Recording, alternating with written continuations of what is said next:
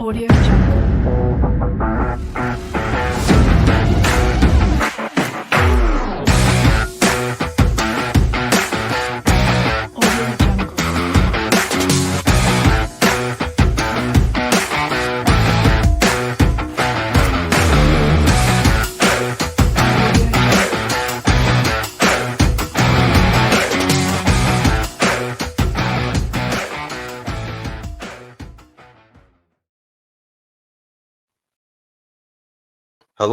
Hello, and this is the Shawn Stewart podcast. I'm your host, Shawn Stewart, and this is the second episode of the Shawn Stewart Sports Report. By the way, originally I was supposed to do it last week, but unfortunately, I tried to do a clip of it, but unfortunately, I had some issues with it on StreamYard. So glad to have you on this episode two of the Shawn Stewart Sports Report. It's been since a couple of months that I've actually done a pre-record interview.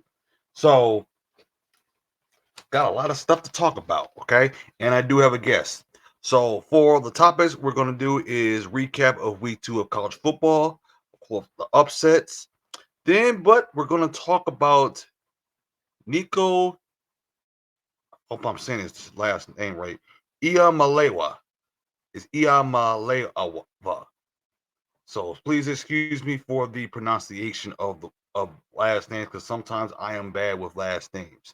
So my guest on this episode is Posh Clevelander of Bougie Sports, as her and I will talk about Cleveland sports and the UFL. Yes, the United Football League. They announced something on October the 8th. Now, before I begin, now if you are new to this channel, make sure that you not only hit the like button but also subscribe to the channel for new and upcoming videos. You can also sign up for the 586 weekly newsletter at 586sports.com.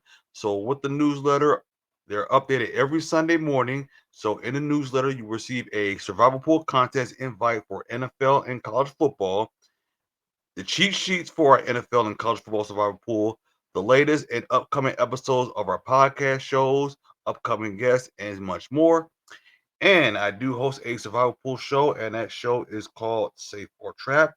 That is every Thursday night at 6:30 p.m. Eastern Standard Time on 586 Sports, stream live on X, also known as Twitter, and on YouTube. Now, Safe or Trap is a survival pool show, whether it's NFL, college football, and March Madness. So the goal is to analyze weekly matchups, identify potential traps, and arm you with the insights you need to dominate your pool. And not to mention, don't forget to follow 586 Sports on social media on Instagram, TikTok, also known as Twitter, LinkedIn, and you can also follow me on social media, 586 Sports. Those are two S's on Instagram, TikTok, X, and also known as Twitter. So the link will be in the description box below. Okay, so there's another one. It just popped up. There is a Associated Press voter as that particular reporter moved up Florida after the University of South Florida lost. I'll talk about that. And as a matter of fact, I actually got a video of that. Okay, so let's start off with the situation with UCLA. Now, the quarterback for UCLA, he used to be the quarterback for Tennessee. His name is Nico Iamaleava. Okay. Now, he was with the Volunteers last year when they went to the playoffs, by the way. All right. So I'm gonna tell you what the story, how the story went first. So there was a contract dispute with the University of Tennessee. Now his camp sought to renegotiate his NIL deal to a higher amount, and Tennessee's NIL collective declined to meet that. Okay. And then it escalated in the public when he missed a spring practice that led to Tennessee head coach Josh Heupel saying, you know what, we're going to move him without him. Now, there was suggested that his camp push for a $4 million NIL contract for this year, okay? Then we found out actually what happened. So he missed a crucial practice session the day before the annual spring game, and that actually surprised the team and the program and was unclear whether he had communicated his reasons for not showing up. So after the no show, the coach announced that, hey, we're going to move forward without him. Then that led him to the NCAA transfer portal, uh, ultimately committing to UCLA. Yikes. So, if you remember on Saturday, this was my Bull Rush college sports football pick of the week, and I told everyone pick the UNLV plus 1.5 over UCLA. So, final score of that game was 30-23. This is UCLA is 0-2 for the first time since 2019. Now, UCLA was going against Dan Mullen. Okay.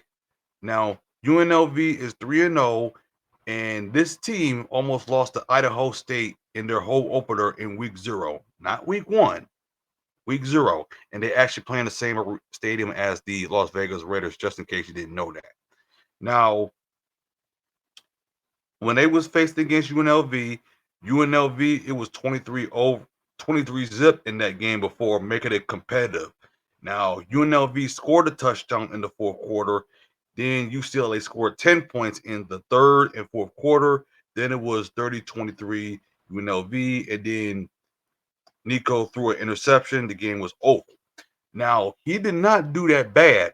Okay. Nico didn't do that bad. He was 29 of 41 of 255 passing yards, a touchdown, and an interception. That was like the best performance I have seen because that game was on the CBS Sports Network. Okay. But that's way better than playing against Ohio State, Alabama, Oklahoma, who beat Michigan on Saturday night, which I was not surprised. And when you look at UCLA, this team is more likely to be bad than the 2019 UCLA team because that year they was like 4-8 overall, and then 4-5 in conference in the Pac-12.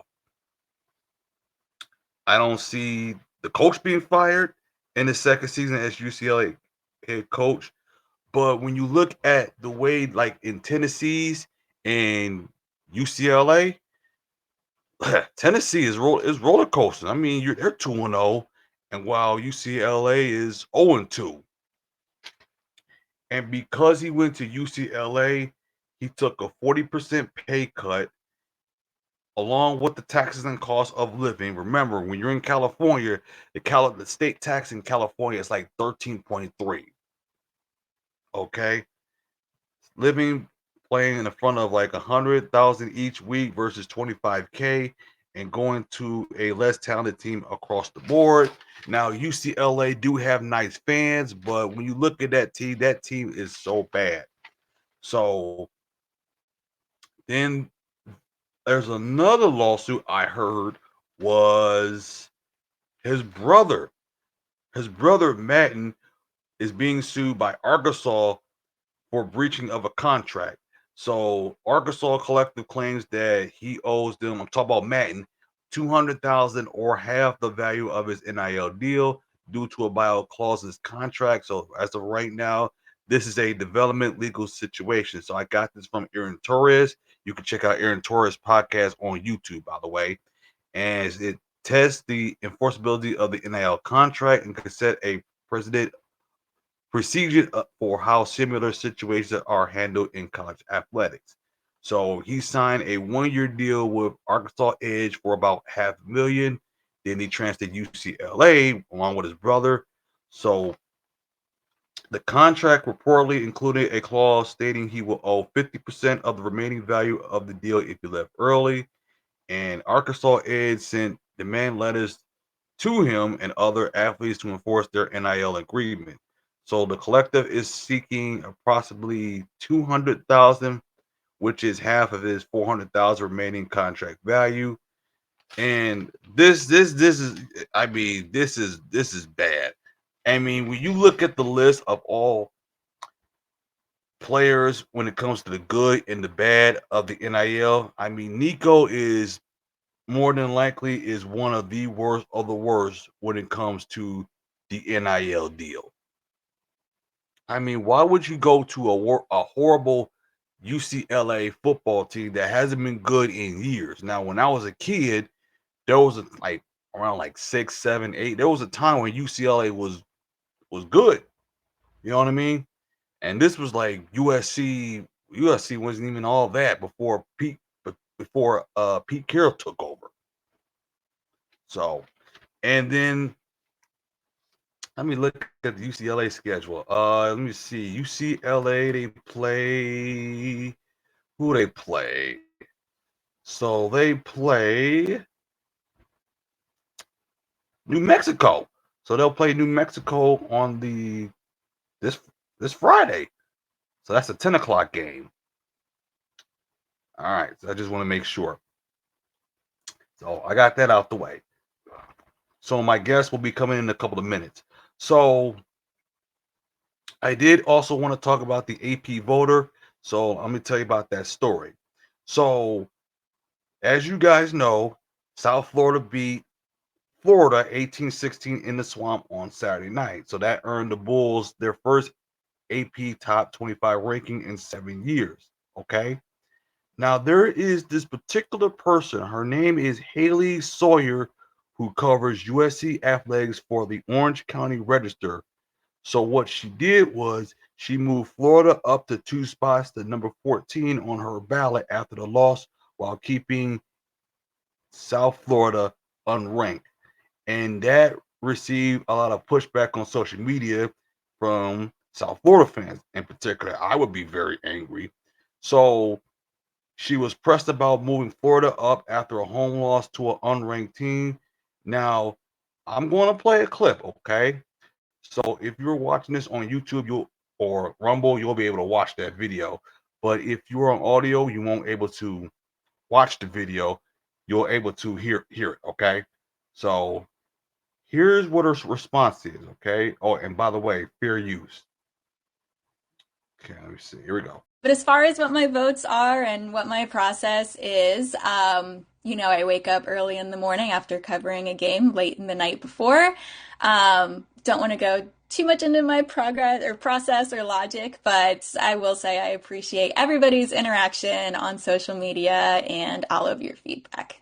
you know, there's tons of people that vote on the AP poll, and like it's not a perfect system, but at the end of the day, like no matter who you pick, it does even out because there's so many people who vote. And like I said, it's really fun for discussion. It doesn't, probably matter in the end, but I'm glad that people are having a really good time with it.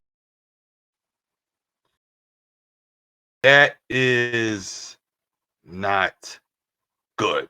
That was very terrible. Now, for those of you that don't know, now the Associated Press, that is the Associated Press Top 25 College Football Poll, okay? And that's like one of the most notable polls in college football because they've been doing this since, well, for the SBS is 1936, the FCS 1978, for the men's basketball, I want to say 1948, 49, and then for the women's is like 76, 77.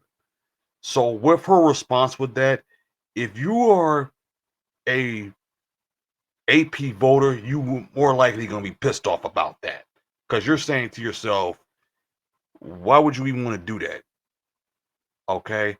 And it's not, and she is right with one thing. It people do have the right to vote, but the way she did it, like, why would you move Florida into two spaces? It's like, and I'm also questioning if she knows that the South Bulls beat a ranked Boise State. Because there's been a lot of journalists who haven't watched games, but they still keep up of like what's going on in college football. So I don't know what the heck is she's talking about. That was just pretty ridiculous.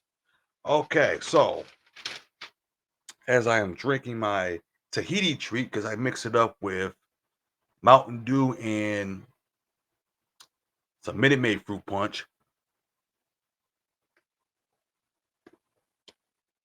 Oh man, this is so good. It'd be nice if I had some ice with it. All right, so there's some other stuff that happened. Okay, as I did say, Oklahoma defeated Michigan. Now, John Mater threw for 270 yards, ran for 74 yards, and had 3 total touchdowns. Wow, that was very great. And I gotta say, that Michigan didn't look like Michigan. They were, let's just say they weren't that good. Okay. Let's talk about the University of Illinois. Now, they are surging into the season and they developed the resume needed to earn at large college football playoff appearance. They beat Duke 45-19, outscoring the Blue Devils 31-6 in the second half. And that's a great win against a very solid Power Four opponent. That's big news for the Illini. That is terrific. So this year, they got a tough road trips to Indiana and Washington, in addition to home games against Ohio State and USC. And that loss to the Blue Devils could end up being extremely costly in the selection committee's final comparison at large teams. Then you got to look at Missouri. They put up 583 yards on a total offense, 249. They overcame a 21-6 deficit in the first quarter to beat Kansas 42-31. That's awesome. Okay. Now Jamal Roberts ran for 143 yards on 13 carries with a long of 63 yards. Ahmad Henry had 100 yards and a score of 22 carries.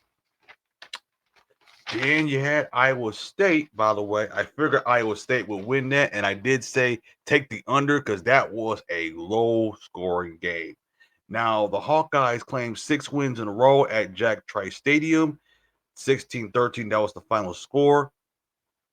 As that was by Kyle Courtney of Iowa State, because he did kick a 54-yard field goal in the final seconds of last year's game to give the Cyclones 20-19 win. So despite those chronic failures at home, the Cyclones has won 3 of 4 in the unpredictable series. And there was a couple of upsets. I was very shocked that the Arizona State Sun Devils lost to Mississippi State. I mean, that was surprising. Okay. So what happened was they trailed 17-0, which was a surprise, I said. And then they stormed back to take a 2017 lead on a short field goal with a buck 38 to play. Now, it was an 18-yard field goal, and that was kicked from about as close as you can get without scoring a touchdown. Okay. And you're going to have people criticizing Kenny Dillingham's decision to kick, by the way. And that kicking gives you to lead with 98 seconds left. And Arizona State had just been suffered on successful plays from right on the doorstep. As the quarterback for Mississippi State, Blake Shapen, the chance to toss a 58-yard score with 30 seconds left to win. That is a bad result for the Big 12, which saw the preseason conference favorite lose to what it seemed the weakest team in the SEC. That is not good. Then you also had SMU. Oh my God, SMU and Baylor, by the way, because they took a loss against Auburn opener. Now Baylor rebounded to beat SMU 48-45 in double overtime behind a huge afternoon for quarterback Sawyer Robinson. Okay, because he had 440 yards and 4 touchdowns. Along the 3 ways that was absolutely brutal loss for SMU. By the way, Baylor has now taken 14 in a row, dating back to 1986. Good heavens. Now, the Mustangs did lead 38-24 under 6 minutes to go before the Bears forced overtime on a Robinson touchdown pass with 34 seconds left. Lastly, the loss marks the 3rd in a row for the Mustangs against Power 4 opponents, following losses to Clemson and Penn State to end last season. Oh my goodness. I swear, like deathbed. Week 2 in college football and week 1 in the NFL was like cuckoo for Cocoa Puffs. That was like unbelievable. All right, so let me try to see. All right,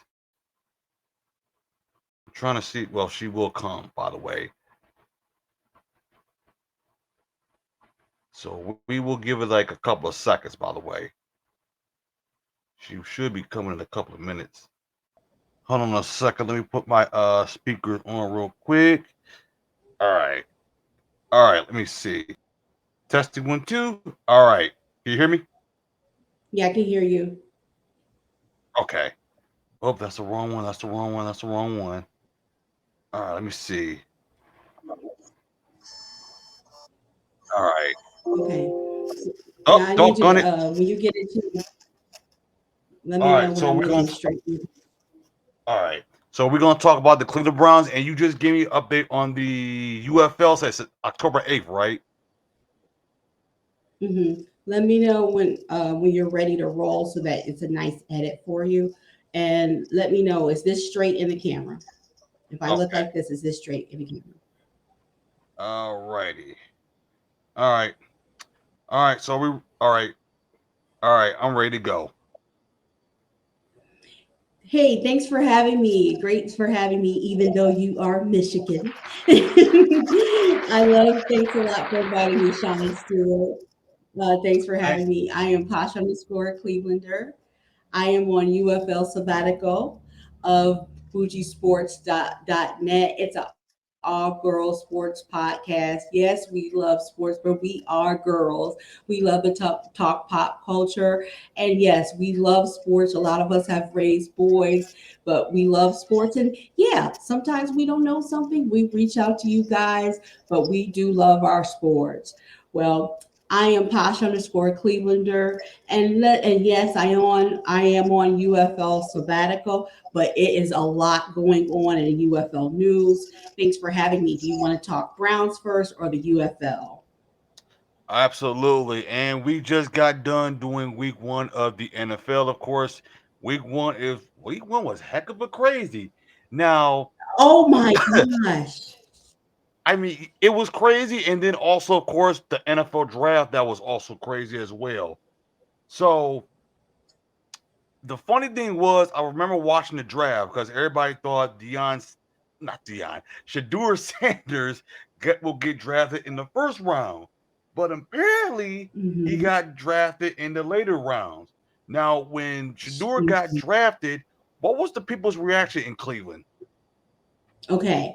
So when Shadur got drafted, it it was groundbreaking because us us old heads, there's three different factions you've got going on now in Browns fandom.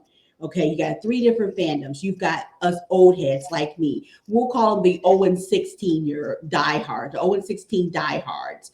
We always believed on social media that we would get Shador. Okay, then you Okay. have then you have the new fandom, the new fans, the Browns fandom. We'll call them the Shadors. They have admittedly said on X Spaces and on social media that I'm just here for Shador. And then you have the media and the trolls. Their job is to, I call it Shador rage bait. They will throw out clicks and rage bait to draw up you to social media engage, and often to rage bait you and say social media things, especially when there isn't any football going on. So when Shador got picked, it was went wild. First of all, the whole world was in disbelief that he went in the fifth round. We were all in disbelief. Okay. Now, what we're having now is the fact that he is QB3. Shador is now QB3. Okay. And so the Shadors now are restless. Okay. They're a little bit more quiet now because now he's been made QB3. Now, of course, there's been like a conspiracy. Those are you on the outside conspiracy because during preseason, he got snaps with the fourth string O line. So there was talk of a conspiracy.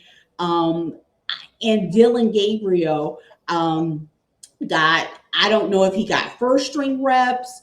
So there is talk of conspiracy. I can't honestly say why he got reps with them, but the kids are all right. Dylan Gabriel and Shador are handling this like gentlemen. They are yin and yang.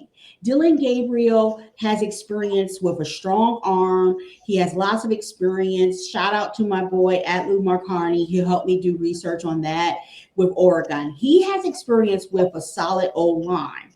Shador, the Yang, has experience with a less than O line. He has able to make hamburger. He's able to make steak out of hamburger helper. They're Dylan Gabriel and Shador are basically yin and yang. Now we've had body language experts, body language experts look at the draft day, looking to see the body language of Andrew Berry and Kevin Stefanski when we picked Shador.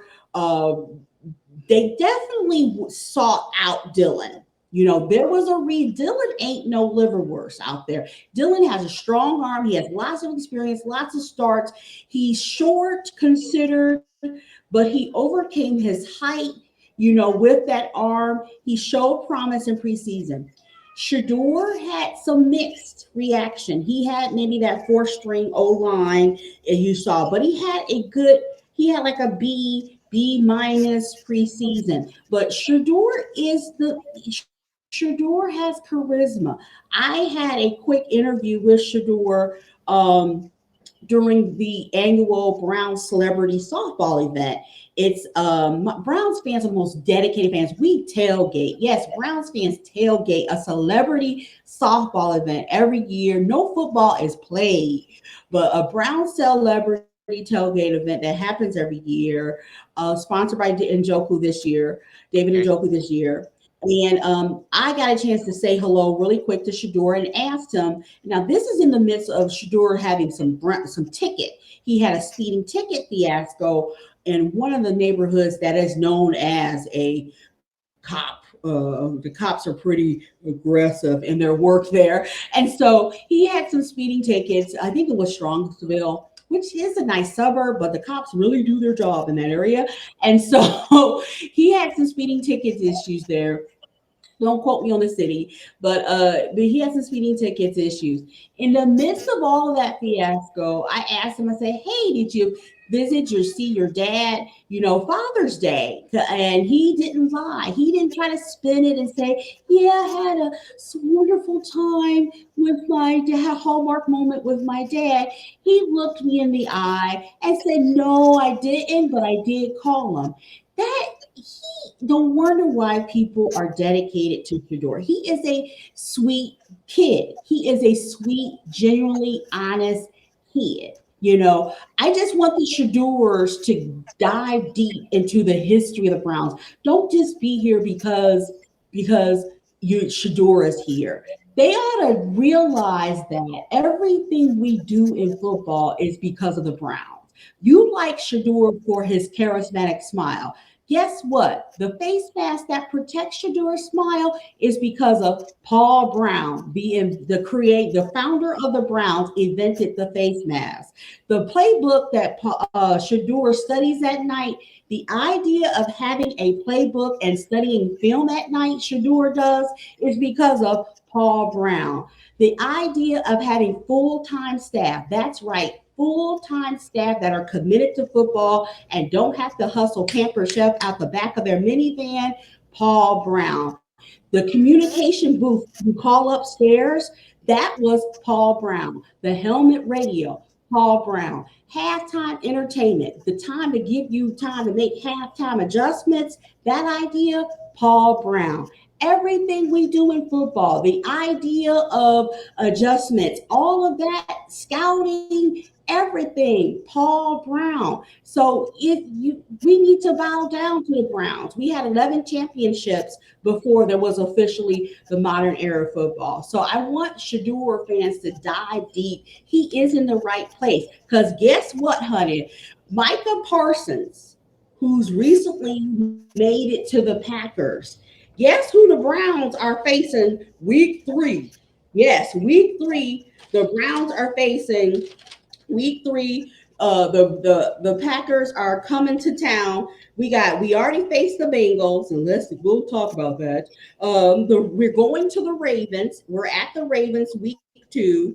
Then the Packers are coming with something to prove, Micah Parsons, and then week 4 we're at the Lions. You know how they are. They are Super Bowl ready. And then we're at home with the Vikings. JJ McCarthy was on his boat, on his Yes, he move was. night. So this is a gauntlet. Browns have a gauntlet. And Shador on social media was saying all the time, perfect timing, perfect timing. I trust God. It is good for Shador not to be playing right now, to sit back. And this guy during preseason, there is so much footage of him asking questions, observing. He would start camp early, he would leave camp late, asking questions, observing. He is a sponge, a literal sponge. And I have to shout out Dylan Gabriel. Him and Dalen Gabriel were exactly like me. They reminded me when I was in clinicals, and I almost missed the bus one time. I was doing clinicals at Cleveland Clinic. I shout out Kent State University. I was doing clinicals and I almost missed the bus one time. Thankfully, my grandma lived up the street, but I was doing clinicals, but she wouldn't want to have to take me all the way back to home to Kent State. But I was doing clinicals. I was so busy. You want to observe everything, pick up everything, every moment. And that's exactly what Dylan and Shador are doing, asking questions, taking notes and everything. So this is a gauntlet schedule. I'm scared. We don't have a certified win. Maybe the Dolphins, the week 7. I, I'm shook. You know what I mean? We Yes. need to do what the Steelers did. The Steelers last year, they had Justin Fields and said, "Oh, Russell Wilson is sick. Maybe we need to keep him." I call it Operation Tupperware. They kept Russell Wilson. Oh, he's sick. Then he comes out week 10, week 11, Tupperware, leftover fresh as a daisy, ready to go the rest of the week and into the playoffs. Let's do that with Shador. When everyone is busted up, we're tired, broken down, and also to our O line. The Browns O line is still trying to find their way. We want to. Oh, every rookie needs more time in the pocket. You don't. We got DeWatt Jones learning his blind side, left tackle. He's newly recovered. He's DeWatt Jones. I'm a nurse. And DeWatt, whenever a man is built tall, he's built tall, and he's recently lost weight. Shout out to him. He's lost weight, but he's built tall. You got to baby those knees. He's just recovering from injury himself. You got now Fannin and Sampson are your tight ends and running backs. Now they show promise this Sunday. You got an O line that's finding their way. Batonio and Teller, we were borderline. Batonio was borderline retiring. So you got an O line that's still finding their way. And I had to be honest. I was in a Bengals X space like last week, and I had to be real. And I told the Who Dares, I had to be real. I didn't see us winning this game. And I didn't see us. I had to be real because I felt our O line had to find a way. Now, I didn't see, to bridge over to our UFL discussion, I didn't see Andre Smith of the Battle, formerly of the Battlehawks, missing a PAT and an extra point. It's been a hard week for UFL. It's been a hard week for UFL. You know what was surprising part was in week 1? Because at first when I was watching the game, because I was watching on my laptop, because they were showing Washington and New York and Washington. I thought at the fourth quarter, I thought Cleveland was going to win that game, but until then, the kicker missed that. I was like, "Oh, you missed a field goal." That was like the easiest field goal, but I was surprised that the game ended that close because everybody thought like the game would have been like Bengals won by 10 or something like that. Yes.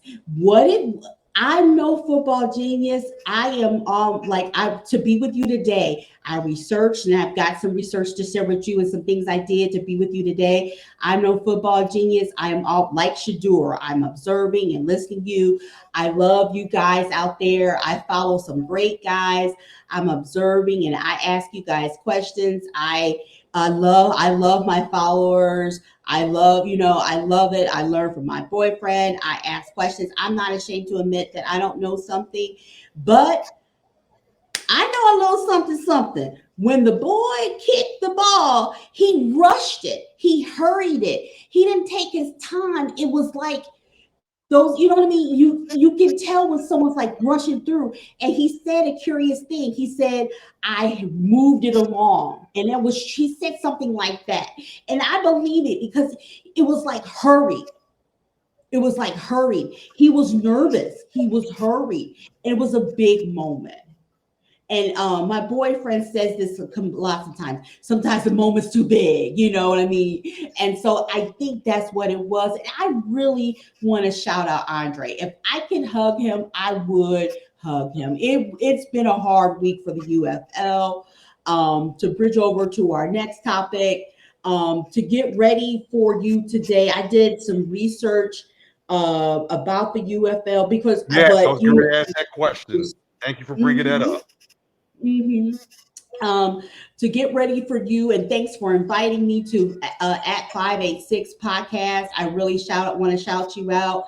And we're sponsored by who? Bull Rush is Bull Rush. Tell me Bull more Rush. about Bull Rush. Tell So me more Bull about Rush. Bull Okay, so Bull Rush is a sports picking contest. It is free, by the way. So they do contests. So it's like Survivor Pool, but it's in a different way. So instead of picking teams, you're actually going like point spreads and like over under total. So it's a free app. So they do like NFL, college football. Well, in this particular contest, it's Survivor. So you're just picking like against the spread, and if you get the pick right, you climb up the leaderboards. It's a very fun app to play. Oh, okay. Now, what about a virgin to betting like me? I know they would love some. They would probably love me. What help will I get on Bull Rush? They probably would love for me to come visit. What help can I get on Bull Rush? Cause I be doing sports because I've been doing well since this football season. I've been doing sports picks with Bull Rush, but it's a free app, so anybody can play. Okay. All right. All right. Thanks a lot. Thanks a lot. Well, the transition to the UFL, like I said, it's been a hard couple of days for the UFL brand. Andre Smith missing his kicks with the biggest brand. A little background. The Browns fandom is one of the most engaged fandom. Like I said, the Browns fandom now has grown with the Shadors, and then you have the 0-16 dieharders. And what I mean by 0-16 dieharders, we actually had a parade when we went 0-16 A under Hugh Jackson. parade? We actually had, look it up. We when Hugh Jackson was our coach, sadly we went 0-16. We had a parade to undo the curse of that. And actually he dived into Lake Erie. As promised, he dived into Lake Erie, and Browns fandom and lots of fans came out. Lots of fans came out. We are the most dedicated fans. We are the most dedicated fans. Browns fans are most engaged fans. That's why there's lots of media people there that are now on social media purposely doing videos. There are cutesy girls that are engaging Browns guys on social media. Hey, every girl got to make her buck. They're cute though. They're fine. They're welcome. Our hey, the door is open wide. Everyone wants to feed off our fandom because we're so engaged. You make an article last night. Skip. Let Skip me try to Bayless? do my Shannon Sharp impression. Oh, Skip Skip. Bayless. Yeah.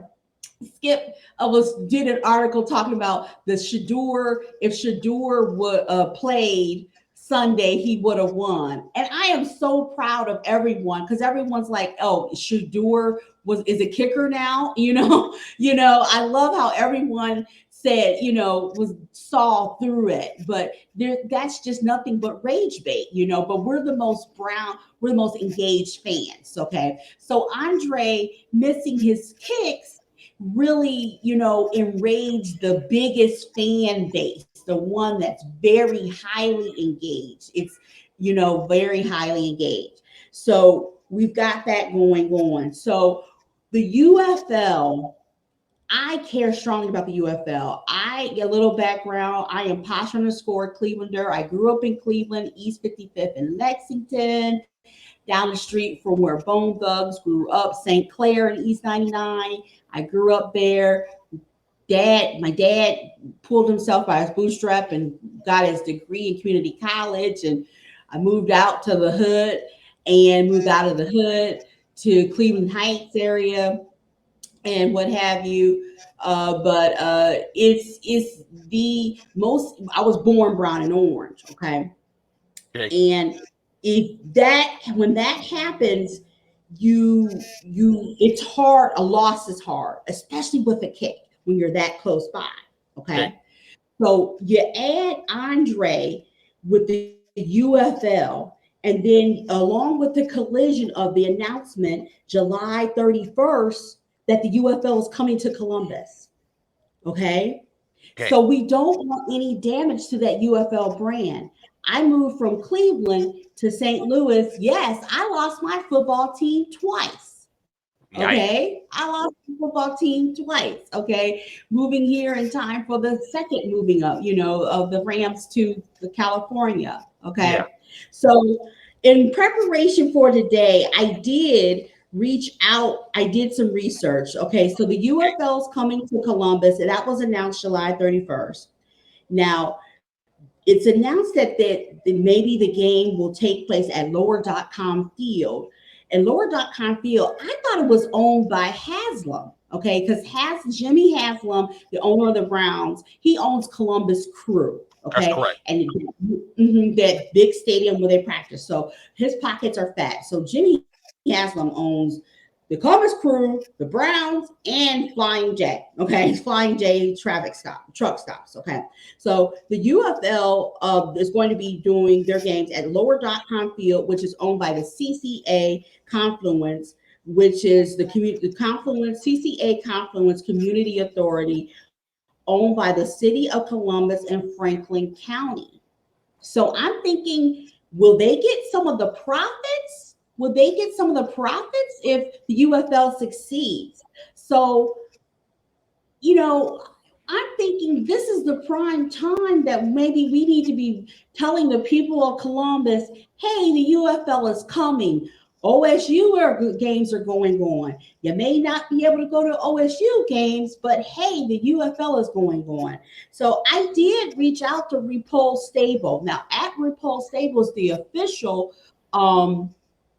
Twitter handle of Mark Ripple, who broke the internet in July when it was announced that he would be organizing the UFL.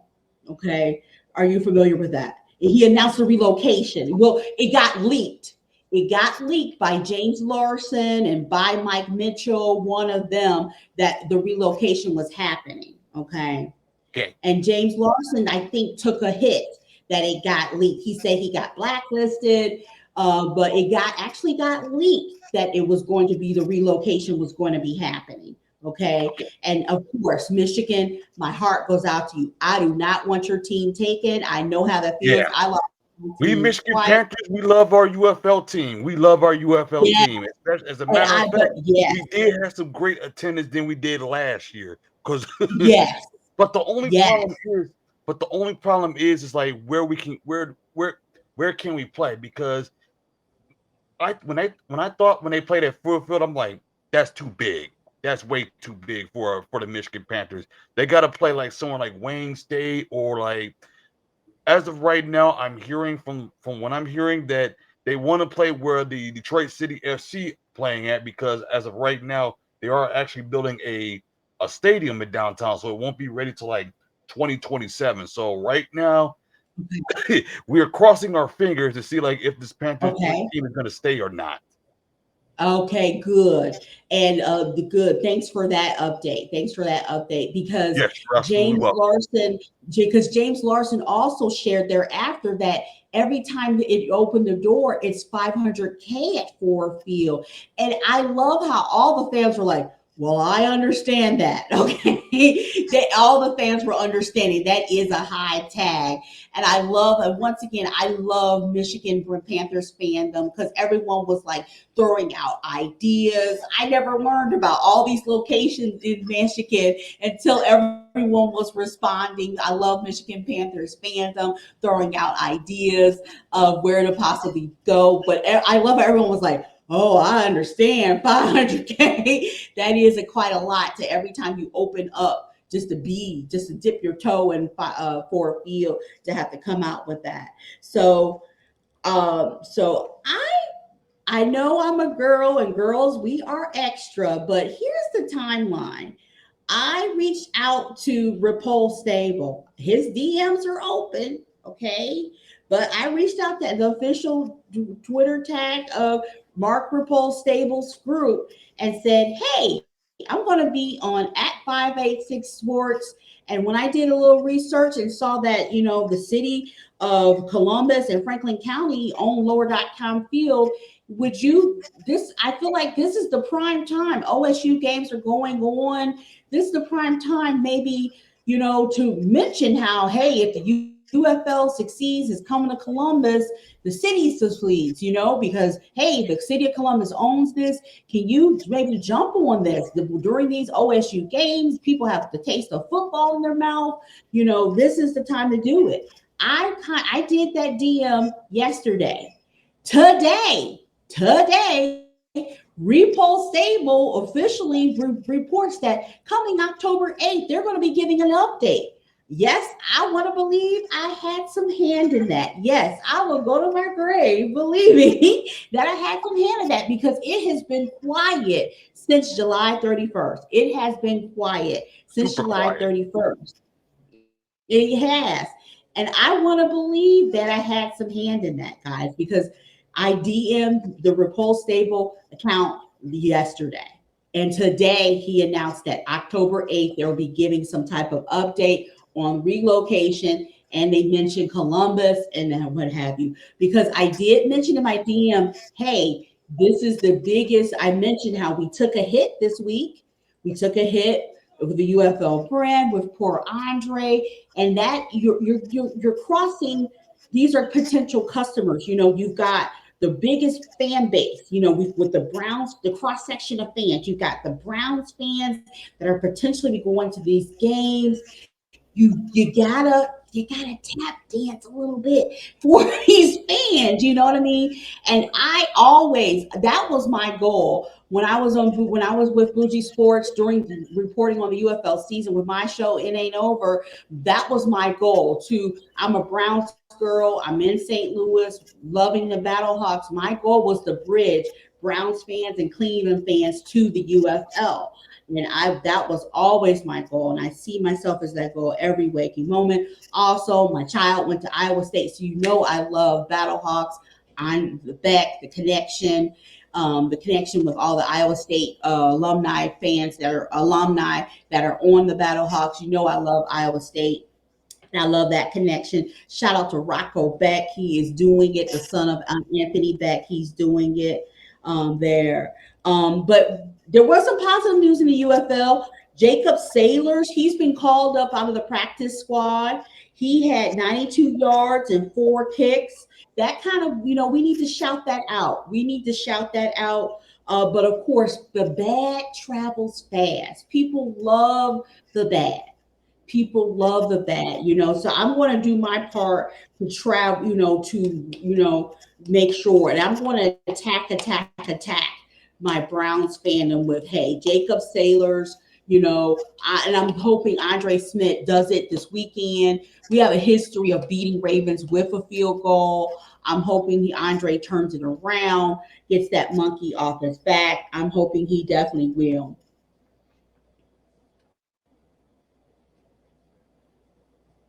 Anything you want to add, dear? Where can my listeners find you on social media, by the way, if I may ask?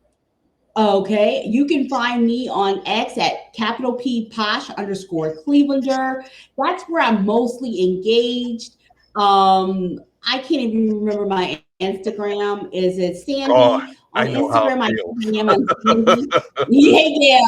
Yeah, Instagram is my most engaged. I am on UFL sabbatical right now for my bougiesports.net. Okay. Definitely, you can. There are all girls sports podcasts. Were created by Yvette. She's awesome. She put me on. At Lou McCarney, he really got me started too. Shout out and rest in power to Gilding Light. He is passed on, but he really saw the worth in me. But definitely, you'll see me in the X spaces. And remember, be careful who you follow when it comes to the Browns. At Ken Carmen, Mary Lou Cabot, at Tony Rizzo and ESPN Cleveland. Be careful who you follow when it comes to Browns fandom. Beware of the Shador rage bait. Okay, beware of the Shador rage bait. Be careful of that. Be careful of the Browns takes. It's meant to engage and attack and get you to click and follow over there. As a matter of fact, I look to have you during the NFL draft because that's my goal is try to interview people before the NFL draft. Okay, well, it's a date. It's a date. Definitely, I will mark my calendar. I'm a nurse. I have to fight over PTO. I've been meaning to take some PTO near NFL draft. I love taking PTO where you're not fighting with people. Since I'm an empty nester, I like, taking PTO where everybody else wants to be with their kids. So yeah, I'll take PTO for the NFL draft and everything. But I'm starting to hit the other nurses on. The one nurse noticed that, hey, you always take off for the Super Bowl. I'm like, I don't know what you're talking about. So I'm starting to hit the nurses are getting Hey, wise. not yet. I don't know what you're talking about. I plead the fifth. Well, they They always do starting to with notice. Cowboys fans, so you're not the only one. Oh yes, oh yes. They're starting to get hip to my days off for the Super Bowl, day after the Super Bowl. And then one girl's like, it is good to take a day off after the Super Bowl. I'm like, shh, shh. Yeah. Like, be very, very quiet. Exactly. Man, I know how to make Exactly. people laugh. I don't drink, but you have that. I don't drink, but you have that nacho cheese and chocolate hangover. That serotonin hangover. There. Can't make this up. But what? I'll say you can't make this up. That's why I had that Oh, face. oh, okay. Oh, goodness. But yes, I can talk your ear off about the UFL. I will go to my grave believing I triggered the at RuPaul stable announcement. I will go to my grave. You can trust Posh underscore Cleveland for the greatest takes. I only speak what I talk about. Let me tell you about Posh's prophecies that Sure. have come true. Posh's prophecies that have come true. My family has heard this a million times, so they have scattered out of the room. Posh's prophecies has come true. Picture this: it was the last day of the draft, last morning of the draft, 9:30 a.m. Central Time. Posh tweets, let's claim it, Cyclone Nation. Brock Purdy to the 49ers. The rest is history. Yes, your girl predicted Brock Purdy to the 49ers. And it took the last pick of the draft, Mr. Irrelevant. Yes, Brock Purdy. Search my tweets, baby. Your girl Posh predicted it. Another Posh prophecy that I predicted, LBJ to OBJ. This is the tweet I said. I said, LBJ will be with OBJ, like peanut butter and jelly. They will be together. The rest is history. No, it didn't last, but your girl predicted it. Yes, I did. Yes, I did. Yes, I did predicted it. Another Lucky charm Posh right there. what'd you say? That was a lucky charm right there. All right. And I look Uh-huh. forward, like I said before, I will look forward to have you on during the before the NFL draft. Yes, right there. Yes, right there. Yes, it's your girl Pasha underscore Cleveland. Thank you for having me. I will be looking, and of course, shout out to Michigan Panthers fans. I feel your pain. Let's get some other. I want your team to stay definitely in Thank you very Michigan. much. There are alternatives for you to stay in Michigan, other places for you to stay. I know your pain. Thank you very much, and you have a nice and wonderful night. Thank you. Take care. So, like I said, we're as Michigan Panthers fans, we're actually crossing our fingers, see if the team is going to stay or not. All right, so like I said, the Cincinnati Bengals beat the Cleveland Browns 17-16. Then you also had the Dolphins and the Colts. Oh my gosh, I'm so glad I did not pick that game because I didn't know like what team was going to win or not. But I do know that the Colts was doing like a tribute to Jim Irsay, as you know, Jim Irsay did die this year. But I got to tell you, man, Daniel Jones. Oh my goodness, like what the heck? You know what I mean?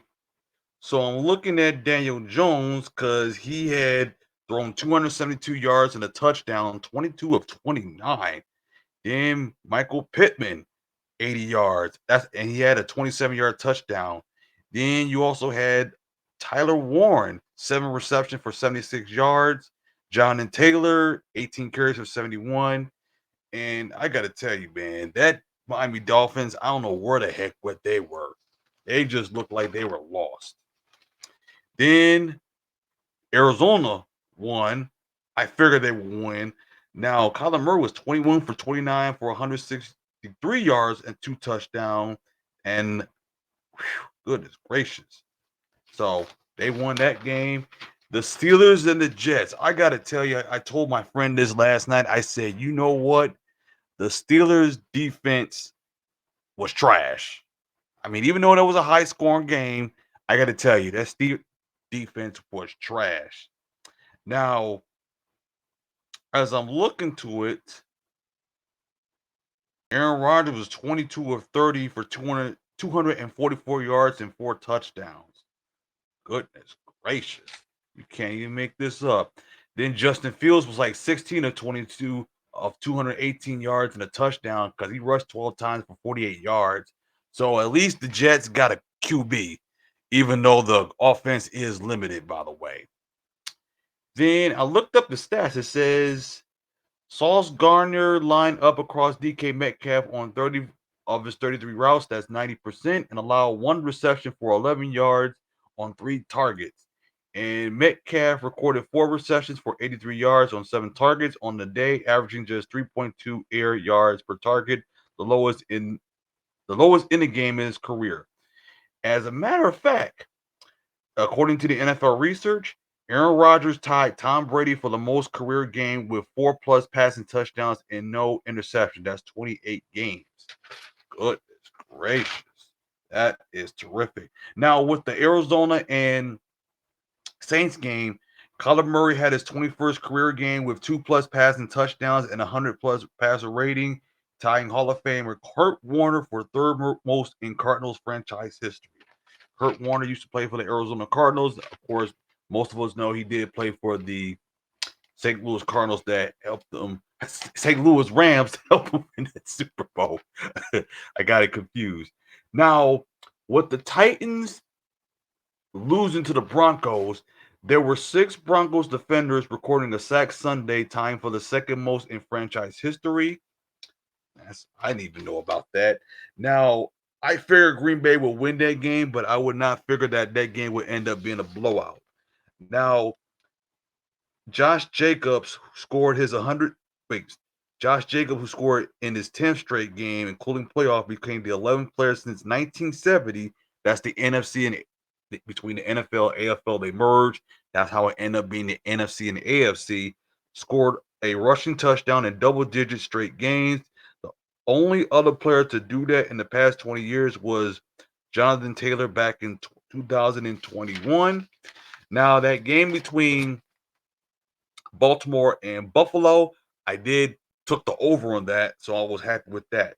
Now, Josh Allen led his 11th game winning drive since 2022, which includes playoffs. Now, the only ones were Patrick Mahomes, 18th, and Geno Smith have more in that span, even though we know Geno Smith does play for the Las Vegas Raiders. Am I missing something? I don't think I'm missing something. I'm trying to think because I'm looking at my notes. Okay. And of course, everybody knows that let me see. Oh, I forgot. with the Browns and Bengals, the Bengals had 141 total net yards of offense, their second lowest output in a win in the franchise history. Goodness gracious. Then Daniel Jones is the fifth quarterback since 1950 to have 250 plus passing yards and 2+ rushing touchdowns in his first game of the season. So those are all my notes. Okay, so I am going to wrap this up. So like I said, this Thursday, if you are a person that plays Survivor Pool or you're new to Survivor Pool, I host a show called Safer Trap, the Survivor Pool show, which airs every Thursday night during football season at 6:30 p.m. Eastern Standard Time on 586 Sports, streaming on X and on YouTube. And also, I do it on March Madness. I'm thinking about doing it during the playoffs. I'm thinking about doing it in the playoffs. I'm still decided on that. All right, so you guys have a nice and wonderful week. And like I said, make sure that you go to our forum and sign up for our newsletter, weekly newsletter. Take care and have a blessed day. Audio Jungle.